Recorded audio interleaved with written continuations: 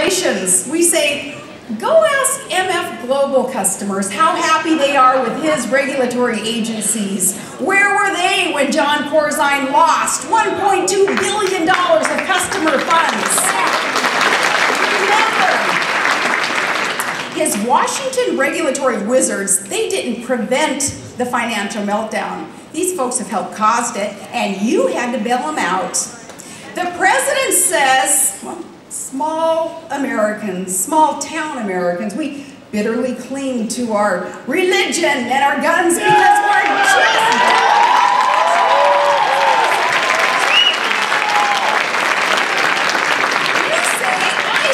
We say, keep your change, we'll keep our God, our guns, our Constitution.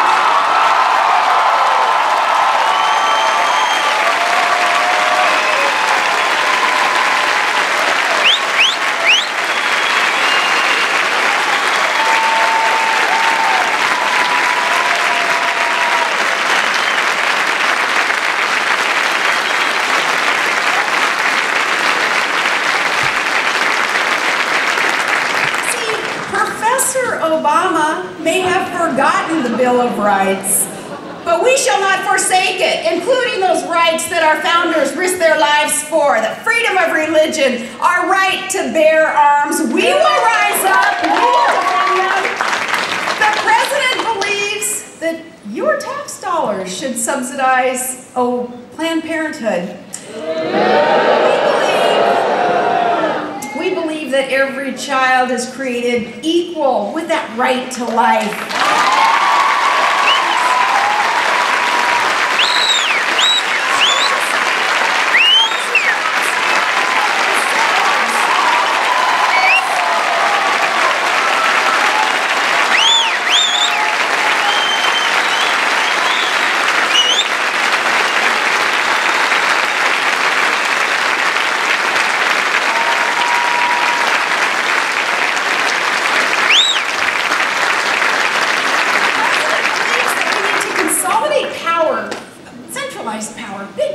Washington, because you just can't be trusted to make decisions for yourself. Not about your health insurance, not about your gas mileage, not even about your light bulbs. We believe that it's time to return power to the people. That's where the founders intended it. That's where the Constitution entrusts it. And that is where it belongs again today, people.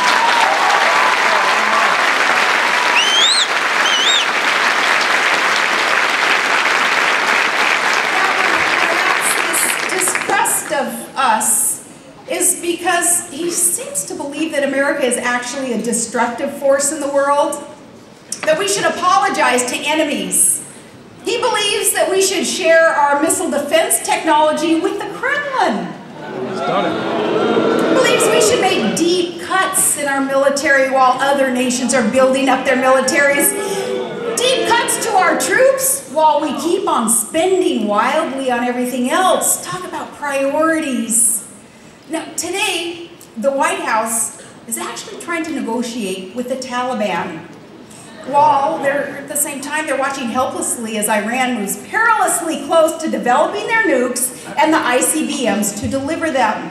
We say our #1 constitutional duty that belongs to the Commander-in-Chief is protecting the American people and this great land.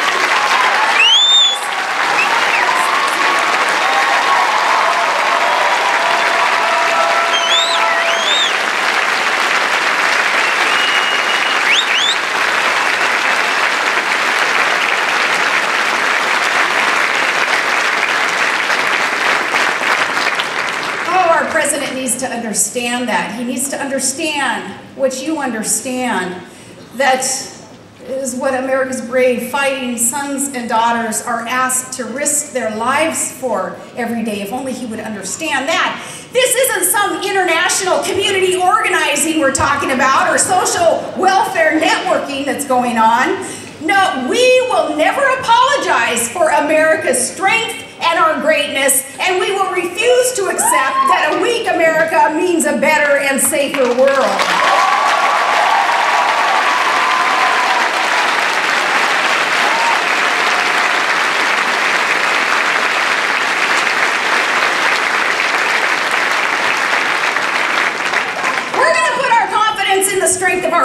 resources, not the hollow promises of our adversaries, and not the cleverness of our diplomats and our bureaucrats.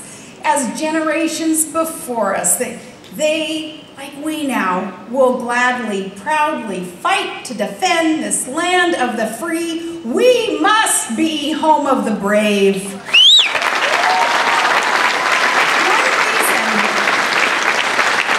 One reason our president, I believe, has such a skewed view here tucked inside Washington is he doesn't get out to see much of real America. Now, 11 months from now, yeah, he'll have his chance to spend his time.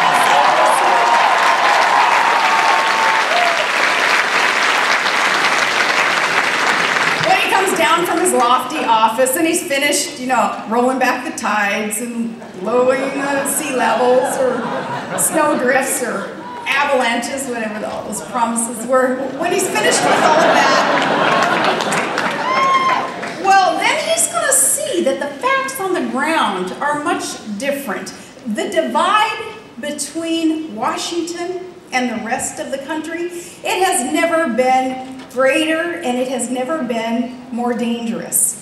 While America struggles, Washington prospers. And while our real estate markets crash, Washington's is strong. We've suffered massive job losses out there. Washington is hiring. But the question is, they're hiring for what? They don't manufacture, they don't mine, they don't drill, they don't harvest. They produce nothing, and the services that they provide, they increase dependency, not freedom. They don't create wealth, they take it. This is Obama's Washington. It's not the Washington of our founders, but the Washington of the permanent political class. It is something that our forefathers never envisioned, and they would have sworn their lives, their fortunes, their sacred honor to change. This Washington, it borders 7 of the 10 wealthiest counties in America. It's now home to the highest per capita income. Here, millionaires are minted overnight. Heck, they even have a Lamborghini dealership here. Not that there's anything wrong with Hot Wheels. But this is the playground for the government rich, and they're hoping that you all work really, really hard to keep her going. So, though the people need and demand urgent reform from this growing out-of-touch government, and it's for freedom's sake, and it's to grow our small businesses and hire more people. Though we know that things must change rapidly in order to let the private sector grow. Friends, there is no such sense of urgency here in Obama's Washington, because life around here is really good materially. Our permanent political class is content. They're immune to the realities that the rest of us face. See, they exempt themselves. They play by a different set of rules. Look at, say, their EPA. EPA, it's imperiling private industry. It's imperiling our energy independence, the steps that we need to take to be secure, and it's enslaving us, really, to these foreign dangerous supplies of energy instead of tapping into our own God-given sources of energy here underfoot. That's what the EPA is all about right now. And you have to ask yourself, though, well, when was the last time you saw the EPA prevent constructing, say, a new government building? Maybe instead of calling Washington a swamp, we should call it a wetland. Maybe that will slow down the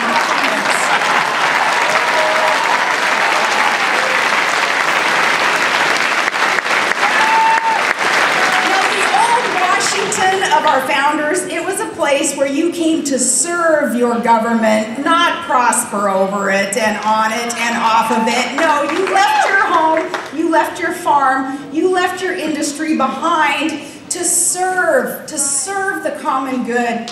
But this Washington is a place where politicians, they arrive as men and women of modest means, and they become plutocrats. The money-making opportunities for DC politicians are really endless. But they don't just enrich themselves off of you for themselves. They spread the wealth around to their pals. And this has a name. It's called crony capitalism.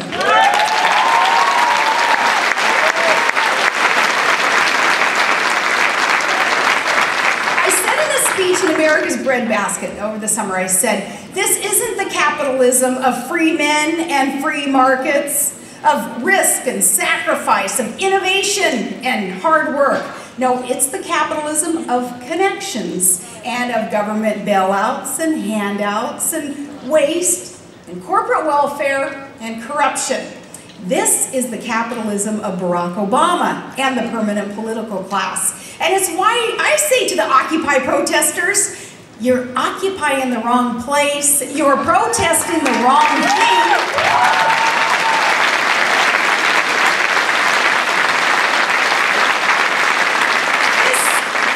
Capitalism is a root of our economic problems. It has spurred the expansion of government, which diminishes, of course, freedom and opportunity for all to rise and to succeed. See, some politicians get elected just by promising more programs and new freebies and new favors, and then government grows to accommodate their promises. It never shrinks. And that crowds out the liberating individual initiative and equal opportunity that America was built upon. It swallows up the work ethic that we try to teach our children, and it extinguishes that independent, pioneering American spirit. Now, often, they come to DC denouncing the place as, the cesspool of corruption. But after a year or two, they decide, it's not a cesspool, we're like a hot tub. And they're hopping in and enjoying the jacuzzi. Well, America, it is time that we drain the jacuzzi and we throw